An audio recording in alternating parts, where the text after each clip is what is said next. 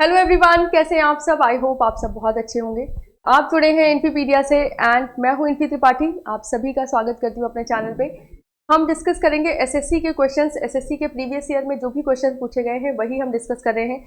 आज आपका सेट 4 है, 1, 2, 3 हम डिस्कस कर चुके हैं। अगर आपने नहीं देखा है तो आप प्रीवियस वीडियोस में चले जाइए, आपको आई बटन पे भी लिंक मिल जाएगा और सजेस्टेड वीडियोस में भी मैं आपको लिंक दे दूंगी, राइट। वो वीडियोस आप देख सकते हैं। और साथ ही साथ अगर आपको एसएससी से रिलेटेड कंटेंट चाहिए या ट्रिपल सी से रिलेटेड कंटेंट चाहिए या फिर आपको टीजीटी पीजीटी कंप्यूटर साइंस से आप एग्जाम दे रहे हैं तो आप इस चैनल को सब्सक्राइब कर सकते हैं। ये आपकी बहुत हेल्प कर सकता है। बहुत सारी वीडियोस पड़ी हुई हैं, आप देख सकते हैं। हम लोग डेली लाइव क्लास चलती है आपकी टीजीटी पीजीटी की, जो कि 8 o'clock पे होती है, एंड एसएससी की क्लास आपकी 9 o'clock पे होती है। ठीक है, तो चलिए स्टार्ट करते हैं आज की क्लास। आज हम डिस्कस करेंगे एसएससी का प्रीवियस ईयर पेपर। तो एसएससी के प्रीवियस ईयर में 2 क्लासेस आपकी पहले से हो चुकी है, सॉरी 3 क्लासेस आपकी पहले से हो चुकी हैं। आज आपकी नेक्स्ट क्लास है। क्वेश्चन नंबर 46 से स्टार्ट करेंगे। हर क्लास में हम 15 क्वेश्चन डिस्कस करते हैं। आज का क्वेश्चन है, is also known as protocol conversion. इनमें से कौन सा आपका प्रोटोकॉल कन्वर्जन की तरह जाना जाता है, ये आपको बताना है। सेंटर, स्विच, गेटवे या ब्रिज, कौन सा आपका प्रोटोकॉल कन्वर्जन की तरह जाना जाता है। तो सी, अगर हम स्विच की बात करें तो स्विच आपका क्या है। स्विच आपके नेटवर्क को फिल्टर करने का काम करता है। क्या करता है? नेटवर्क को फिल्टर करता है। इसको फिल्टर करता है, नेटवर्क को। या फिर आप कह सकते हैं कि नेटवर्क में जो भी डेटा जाते हैं, स्विच के पास एक मैक एड्रेस है और उस मैक एड्रेस पे वो डायरेक्ट डेटा को भेज देता है, किसी और के पास नहीं भेजता। ये एक इंटेलिजेंट डिवाइस है, नेटवर्किंग डिवाइस। गेटवे, गेटवे क्या करता है? अगर दो नेटवर्किंग मॉडल है, दो अलग अलग नेटवर्किंग मॉडल हैं, तो इन नेटवर्किंग मॉडल को आपस में क्या करता है? कनेक्ट करता है। तो जब दो अलग अलग नेटवर्किंग मॉडल होंगे तो उनके प्रोटोकॉल्स भी अलग हो सकते हैं। ठीक है, ये किसी दूसरे प्रोटोकॉल्स पे काम कर रहा है, ये किसी दूसरे प्रोटोकॉल्स पे काम कर रहा है। तो अब इन दोनों को आपस में कम्युनिकेट कराने के लिए इनको कन्वर्ट करना पड़ेगा। इन दोनों के प्रोटोकॉल को कन्वर्ट करके एक करना पड़ेगा। तो एक तरह से अब आपको आंसर मिल चुका है कौन सा ऑप्शन सही है। नेक्स्ट है आपका ब्रिज। तो ब्रिज, अगर आपके पास दो लैन है, दो लैन है, तो इन लैन को आपस में कनेक्ट करने के लिए आपको क्या यूज करना पड़ता है? ब्रिज। तो सही आंसर आपका क्या हो जाएगा? सी, गेटवे। गेटवे प्रोटोकॉल कन्वर्जन का काम करता है या दो नेटवर्किंग मॉडल को आपस में जोड़ने का काम करता है। ठीक है, तो क्वेश्चन नंबर फर्स्ट का या 46 का सी ऑप्शन आपका करेक्ट है। नेक्स्ट क्वेश्चन नंबर 47 है, which of the following devices also known as visual display unit. बहुत ही आसान है। वीडियो किसको बोलते हैं? विजुअल डिस्प्ले यूनिट आपका मॉनिटर को बोला जाएगा। क्यों मॉनिटर को बोला जाएगा? क्योंकि मॉनिटर ही आपका डिस्प्ले यूनिट है।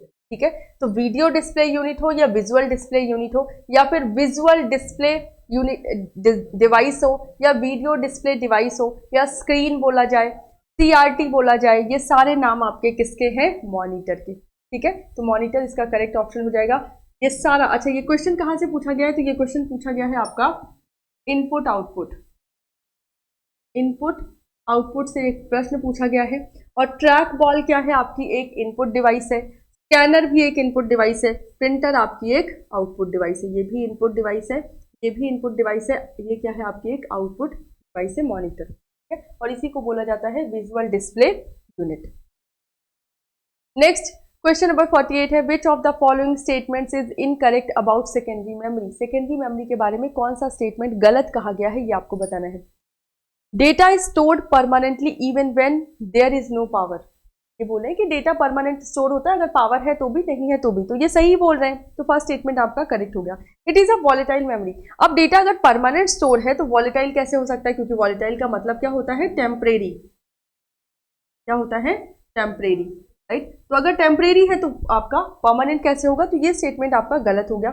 सेकंड है, computers can run without secondary memory. तो हाँ, कंप्यूटर में अगर सेकेंडरी स्टोरेज नहीं है तो भी रन, बस स्टोर नहीं होंगी चीजें आपकी, राइट। कुछ भी आप रखना चाहते हैं, सेव करना चाहते हैं, वही नहीं होगा। बाकी ऐसा थोड़ी कि आपका सिस्टम नहीं चलेगा, तो ये भी करेक्ट है।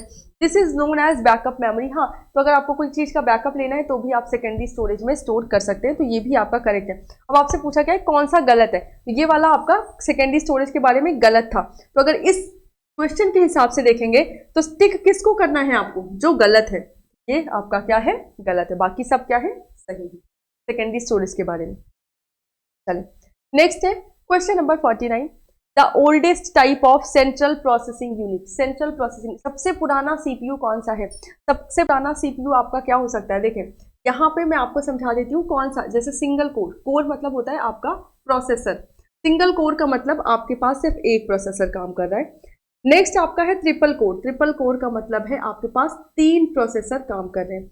डुअल कोर, डुअल कोर का मतलब है आपके पास एक चिप में 2 प्रोसेसर काम कर रहे हैं। क्वाड कोर, क्वाड कोर का मतलब होता है कि एक चिप में 2 डुअल कोर हैं, 2 डुअल कोर है मतलब 4 प्रोसेसर, 2 डुअल कोर है। क्वाड कोर मतलब होता है 4 प्रोसेसर एक साथ काम कर रहे हैं। तो इसमें से कौन सा वाला पुराना है? जब आप पहले सबसे पहले सिंगल लेंगे, फिर डबल, फिर ट्रिपल, फिर 4 प्रोसेसर ना, तो सबसे पुराना आपका है सिंगल कोर प्रोसेसर। ठीक है, क्वाड कोर का मतलब समझिए, अगर ये हो गया कि डुअल क्वाड कोर, कि 2 क्वाड कोर हैं, तो 2 क्वाड कोर का मतलब, क्योंकि क्वाड कोर का मतलब होता है कि 2 डुअल कोर आपके एक में अटैच है। अगर 2 डुअल क्वाड कोर हो गया तो यहाँ पे 2 डुअल कोर लगे हैं, एक डुअल कोर आपका ये है। जब डुअल क्वाड कोर है तो यहाँ पे टोटल प्रोसेसर आपके कितने रहेंगे? 8 प्रोसेसर। ठीक है, नाउ क्वाड कोर का मतलब आई होप समझ में आ गया होगा कि 4 प्रोसेसर एक साथ आपके काम कर रहे हैं। नेक्स्ट क्वेश्चन है, ये रूट किट है, टी है। Viruses are embedded in a system's memory so it can be reactivated if the original virus is deleted. ये कह रहे हैं कि वायरस, आप ऐसे वायरस या ऐसे मालवेयर जो कि आपके सिस्टम पे आप कह सकते हैं कि इनबिल्ट हैं, राइट, आपके सिस्टम पे वो हमेशा रहेंगे, एम्बेडेड हैं, वो हट नहीं सकते। और जैसे ही आप उस वायरस को डिलीट कर देंगे वो दोबारा से अपने आप को ग्रो कर लेगा। जैसे आपके पास आपकी बॉडी में कुछ वायरसेस होते हैं वो हमेशा रहते हैं, अगर वो मर भी गए तो फिर भी वो रिप्रोड्यूस हो जाते हैं। उसी तरह से ये ऐसे वाले वायरस हैं जो आपके सिस्टम पे हमेशा रहेंगे, और अगर वो मान लीजिए डिलीट भी कर दिया आपने, फिर भी वो अपने आप को रिप्रोड्यूस कर लेंगे। तो ये वही कर सकते हैं जो निवासी हो वहाँ के, राइट। तो इनको हम बोल सकते हैं रेजिडेंट वायरस, रेजिडेंट वायरस। ठीक है, रूट किट आपके सिस्टम फाइल पे अटैक करता है। पॉलीमॉर्फिक आपका एक बहुरूपी, या फिर कह सकते हैं कि कई तरह से आप पहचान नहीं पाएंगे, कई तरह से जो आपके सिस्टम पे अटैक करेगा वो आपका पॉलीमॉर्फिक है। लेकिन ऐसा सिस्टम जिसको आप, ऐसा वायरस जिसको आप डिलीट कर दें फिर से वो ग्रो कर जाए क्योंकि वो आपके सिस्टम पे एम्बेडेड है, तो उसको हम बोलते हैं resident virus. Next question number 51 है, some cookies are automatically recreated after a user has deleted them. कुछ कुकीज ऐसी होती हैं जिनको आप डिलीट भी कर दो फिर से वो रिक्रिएट हो जाती हैं। These are called as dash cookies. कौन सी कुकीज होती हैं? पहली तो आपकी है zombie, persistent, session and third party. Third party cookies, अगर आप कोई वेबसाइट्स ओपन करते हैं तो उस वेबसाइट के बाद बैकडोर से, मतलब होता है ना कि पीछे से आपकी जबरदस्ती कोई भी कुकी आपके सिस्टम पे आने की कोशिश करती है, इसको हम बोलते हैं थर्ड पार्टी कुकी। कि एक वेबसाइट आपने ओपन की, अब कोई दूसरी वेबसाइट उसके सहारा लेके कि आपके सिस्टम पे हम अपना डेटा छोड़ के चले जाए, तो हो गई थर्ड पार्टी। सेशन आपका होता है कि टाइम पीरियड, किस टाइम पीरियड में आपका काम होना चाहिए, जैसे 20 मिनट के बाद आपकी विंडो जो है वो रिफ्रेश हो जाएगी। परसिस्टेंट, परसिस्टेंट ऐसे आपके आप कह सकते हैं कुकीज होती हैं जो आपके सिस्टम में रहती हैं। क्यों रहती हैं? आपके सिस्टम के डेटा को, मतलब आपकी प्रेफरेंसेस, नॉन प्रेफरेंसेस, आपके बारे में जानकारी के लिए जो वेबसाइट आपके सिस्टम पे आ रही है वो छोड़ के जाती है। लेकिन ज़ॉम्बी, ज़ॉम्बी ऐसी कुकीज हैं कि जो आपके ऑटोमेटिकली रिक्रिएट होती हैं अगर आप उनको डिलीट कर देते हैं। ज़ॉम्बी आपकी जो, जैसे आपने रेजिडेंट वायरस का नाम सुना है, वैसे ही आपकी ज़ॉम्बी कुकीज होती हैं। ज़ॉम्बी कुकीज भी अगर डिलीट कर दी गई तो फिर से अपने आप को रिक्रिएट कर लेती। ठीक है, और ये एक तरह से खतरनाक भी है कि इतनी पावर होती है कि आपके सिस्टम में वो रेजिडेंट कर रही है, रिजाइड कर रही है। Next question number 52, which of the following keyboard shortcut is used to bookmark the current web page on web browser. इसमें से कौन सा शॉर्टकट है? अगर आपको मान लीजिए आप वेब ब्राउजर पे एक वेबसाइट देख रहे हैं और आपको लगा ये वेबसाइट अच्छी है, मुझे दोबारा देखनी है, तो आप उसको बुकमार्क करना चाहते हैं, या उस वेबसाइट का एक पेज आपने बुकमार्क कर लिया, यहाँ तक मैंने देख लिया, मुझे आगे देखना है, राइट। तो अब वो वेबसाइट अगर बुकमार्क करना है तो उसके लिए शॉर्टकट की क्या होगी? तो control plus D, control plus D से आप क्या कर सकते हैं? Bookmark, right. And control plus I से अगर वर्ड फाइल आपने ओपन की है तो इटैलिक, क्या यूज कर सकते हैं? इटैलिक। कंट्रोल प्लस बी से हम बोल्ड कर सकते हैं, ये किस में हो सकता है? MS वर्ड में, या MS word, MS office, MS power point या MS एक्सेल कर सकते हैं, राइट। Ctrl+N से आप वेब ब्राउजर पे नया विंडो खोल सकते हैं। क्या कर सकते हैं? वेब ब्राउजर पे न्यू विंडो अगर आपको खोलनी है, न्यू विंडो आपको अगर खोलनी है तो Ctrl+N से आप ओपन कर सकते हैं, ठीक है। और इस क्वेश्चन का जो राइट आंसर है वो है डी, बुक मार्किंग के लिए आप Ctrl+ का यूज करते हैं वेब ब्राउजर में, ठीक है। सी, Ctrl+D का यूज आपके वर्ड फाइल में अलग होगा और वेब ब्राउजर में अलग होगा। Ctrl+N तो आपका न्यू फाइल ही ओपन करने के लिए, ठीक है। तो ये चीजें आपको ध्यान रखनी है कि अगर वेब ब्राउजर है तो वहां पे Ctrl+D का क्या काम है, अगर वर्ड फाइल है तो वहां पे क्या काम है, ये सारी चीजें भी आपसे पूछी जा सकती है। नेक्स्ट है, they are rules that exist at multiples level in telecommunication communication. ये कह रहे हैं कि ये कुछ नियम है, इनमें से एक नाम ऐसा है कि वो क्या है, वो कुछ नियम है जिससे कि जब कम्युनिकेशन संचार होता है तो उसमें वो हेल्प करते हैं, और उन नियमों का एक नाम होता है जिसको हम बोलते हैं प्रोटोकॉल्स। प्रोटोकॉल ही आपके होते हैं नियमों का समूह। डोमेन नेम की बात करें तो डोमेन नेम आपका किसी भी वेबसाइट का, जैसे आपने एक वेबसाइट देखी www.google.com, क्या है? google.com। अब google.com में अब इसका डोमेन नेम क्या है? .com, ठीक है। डोमेन नेम क्या है? .com। किस तरह की वेबसाइट है ये? कॉमर्शियल। तो डोमेन नेम से ये पता चलता है कि वो वेबसाइट किस तरह की। कभी आपने देखा होगा .org website, .edu website, organizational, educational, .in class में लगा हुआ है, इंडिया की वेबसाइट, राइट, या इंडस्ट्रियल वेबसाइट। तो ये आपकी क्या है? डोमेन नेम, ये किस डोमेन में जाएगी या ये वेबसाइट किस तरह की है, राइट। नेक्स्ट आपका बैंडविड्थ। बैंडविड्थ हेल्प करती है आपके इंटरनेट की स्पीड को जानने में, या फिर आप कह सकते हैं बैंडविड्थ से आप इंटरनेट की स्पीड पता कर सकते हैं कि कितने बिट्स पर सेकेंड आपकी स्पीड आ रही है, राइट। बैंडविड्थ मतलब कि एक सेकेंड में कितने बिट्स ट्रांसफर हो रहे हैं, ट्रांसफर रेट क्या है बिट का, या बिट रेट क्या है। नेक्स्ट आपका है network surface unit, that is kind of nothing, कि network surface unit, I guess ये कुछ नहीं है, ठीक है। चलिए नेक्स्ट क्वेश्चन है, which of the following option can be pressed to create a new email message in Gmail. इसमें से कौन सा ऑप्शन हम, अगर आपके पास एक जीमेल का पेज है तो इनमें से कौन सा ऑप्शन आप प्रेस करेंगे अगर आपको एक नई ईमेल बनानी है। तो नई चीज बनाने को हम क्या बोलते हैं? कंपोज। तो कंपोज को प्रेस करेंगे और आपकी एक नई ईमेल का लेआउट खुल के आ जाएगा, जिसमें from, to, CC, BCC, message body, send, forward, reply, ये सारे बटन्स आ जाएंगे, ये सारी चीजें आपकी आ जाएंगी। कुछ अटैच करना है तो वो भी अटैचमेंट का भी फोल्डर आ गया। नाउ आउटबाउंड मतलब ऐसे मैसेजेस जो कि आपके सिस्टम से जाने, या आउटबॉक्स इसको बोल सकते हैं। ड्राफ्ट, अगर आपने कुछ लिखा और सेव कर दिया कि इसको हम बाद में भेजेंगे, तो वो चीज़ कहाँ पे स्टोर होती है? ड्राफ्ट में।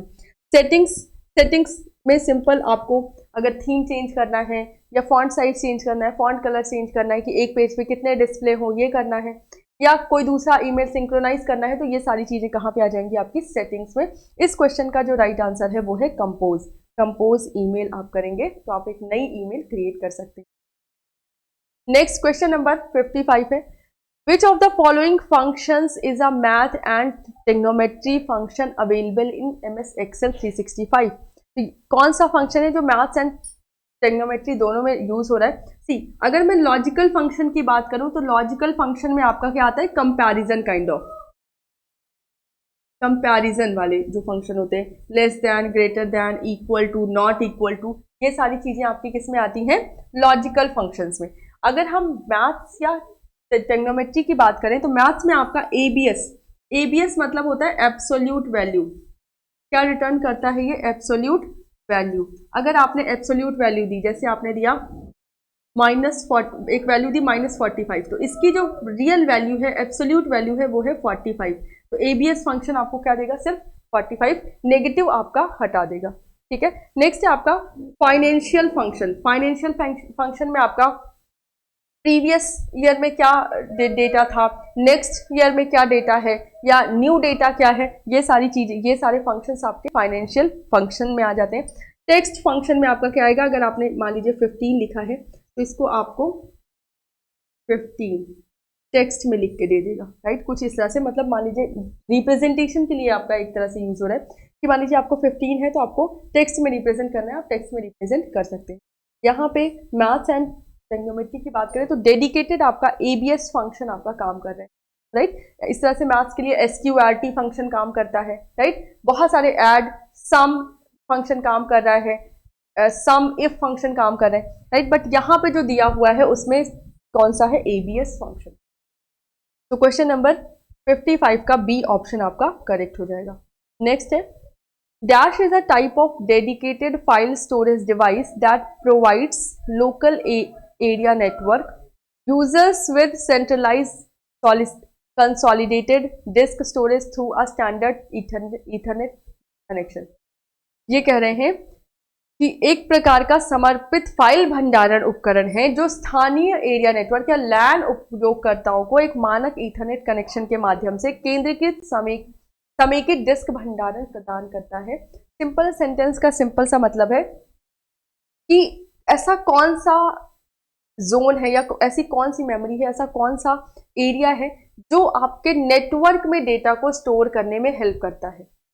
नेटवर्क में डेटा की अगर बात करेंगे तो नेटवर्क अटैच स्टोरेज, नेटवर्क से जितने भी स्टोरेज अटैच्ड हैं वो आपकी हेल्प करेंगे कि लैन का मतलब अगर 10 सिस्टम आपके कनेक्टेड हैं, अब उस 10 सिस्टम का डेटा आपको सेव करना है और आप चाहते हैं कि एक जगह पे सेव करें, हमें वो डेटा शेयर करना है, हम उसको एक जगह पे सेव करेंगे, या फिर आपके सिस्टम पे जगह नहीं है, आप चाहते हैं उसको हम अपने नेटवर्क में सेव करें, तो वो जो स्टोरेज है वो किससे अटैच है, आपके नेटवर्क से, तो इसको बोलते हैं नेटवर्क अटैच्ड स्टोरेज, ठीक है। Solid state drive, USB stick and USB hard drives, ये सारे आपके सॉलिड स्टेट ड्राइव्स ही हैं। नाउ सॉलिड स्टेट स्टोरेज है और ये आपके नॉर्मल पेरिफेरल डिवाइसेस हैं। अगर आपको इंडिविजुअल कंप्यूटर का डेटा स्टोर करना है तो इसमें आप कर सकते हैं, ठीक है। चलिए नेक्स्ट क्वेश्चन नंबर 57 है, Which among the following statement is an incorrect? इनमें से कौन सा स्टेटमेंट आपका इनकरेक्ट है, ये आपसे पूछा गया है और ये आपको बताना है। चलिए, तो in the navigation pane there is a quick access area, ये बोले कि नेविगेशन पैन में क्विक एक्सेस एरिया होता है। अब नेविगेशन पैन क्या है, ये मान लीजिए आपका फाइल एक्सप्लोरर है या विंडोज एक्सप्लोरर, कुछ भी बोले। अच्छा, विंडोज एक्सप्लोरर क्या होता है, जहां पे आपका local disk C, local disk E, local disk F ये लिखकर आता है ना, एक तरह से मानिए वही आपका क्या है, विंडोज एक्सप्लोरर। अब उसमें देखेंगे तो राइट साइड में यहाँ पे आपका क्या आता है, नेविगेशन पैनल, या यहाँ तो आपका टाइटल बार हो गया, फिर यहाँ पे रिबन्स हो गए आपके जो भी मेन्यू है, यहाँ पे आपका आता है नेविगेशन, और नेविगेशन आपके किस साइड है, लेफ्ट साइड, नेविगेशन आपका लेफ्ट साइड है। और यहाँ पे आपका क्विक एक्सेस टूल बार, मतलब quick access area, quick access toolbar तो इस जगह पे होता है, लेकिन क्विक एक्सेस एरिया है जैसे आपने रिसेंट कोई फाइल ओपन की है या क्विकली आप कोई फाइल, जैसे कुछ फोल्डर्स ऐसे होते हैं जिनको आपको बहुत ज़्यादा यूज़ करना होता है, तो आप यहाँ पे उनको पिन कर सकते हैं, राइट। यहाँ पे आप उनको पिन कर सकते हैं और जब आप यहाँ पिन कर देंगे तो वो क्विक एक्सेस वाले पोर्शन में पिन हो गया, तो नेविगेशन में क्विक एक्सेस एरिया होता है, ये सही है। नेक्स्ट है, ये पूछें गलत कौन सा है, तो ये वाला तो सही है।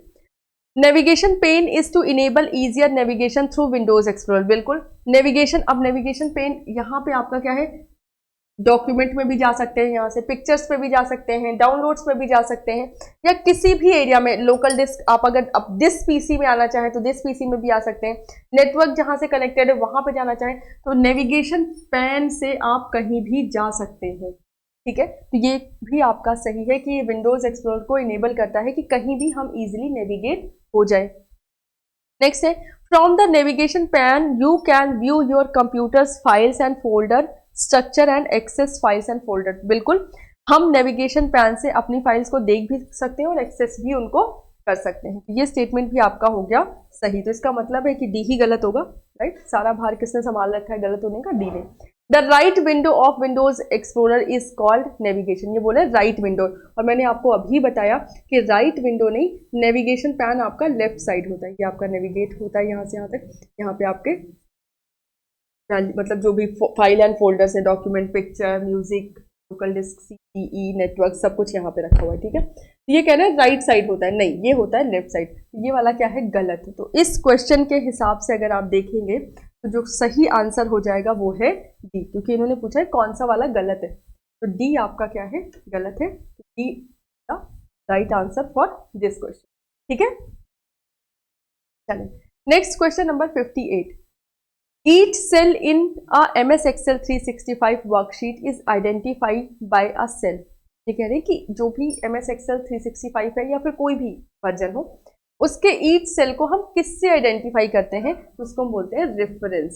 किससे आइडेंटिफाई करते हैं, रेफरेंस। और रेफरेंसिंग क्या होती है कि अगर ये आपका MS Excel है, इसकी शीट है, और यहाँ पे आपका अगर ये A B C ये सारे कॉलम्स हैं, और यहाँ पे आपके रो हैं 1 2 3 4 5, मान लीजिए ये सारी क्या है आपकी रोज है। अब A1 ये सेल है, अब इस सेल का रेफरेंस क्या है A1, इस सेल का रेफरेंस क्या है B1, इस सेल का रेफरेंस क्या है C1, इसका क्या हो जाएगा A3, इसका क्या हो जाएगा A5, इसी तरह से इसका A4, इसका A2, राइट। इस तरह से हम इसको क्या करेंगे, रेफर करेंगे। अब ये कोई पूछ ले इसका क्या हो जाएगा, तो C3, इसका क्या हो जाएगा C5, तो इस तरह से कोई भी आप फिल कर सकते हैं। इसको क्या बोलते हैं, रेफरेंसिंग, राइट। क्या बोलते हैं, रेफरेंसिंग या रेफरेंस। ठीक है, चलिए नेक्स्ट क्वेश्चन नंबर 59 है। Which of the following font effects is not available in MS word, word नहीं MS word 2010 font dialog. Font dialog में कौन सा अवेलेबल नहीं है, double strikethrough, double strikethrough आपका अवेलेबल है कि आपने कुछ लिखा और आप चाहते हैं इसमें 2 लाइंस डबल स्ट्राइक हो जाए, तो बिल्कुल ये आपका अवेलेबल है। नेक्स्ट है स्मॉल कैप। स्मॉल कैप मतलब अगर कैपिटल लेटर में लिखा है तो ये किस में हो जाए, स्मॉल लेटर में हो जाए। नेक्स्ट है equalizer character height. Character height को इक्वलाइज करने का मतलब अगर आपका कुछ ऐसे लिखा हुआ है ABHTTEY,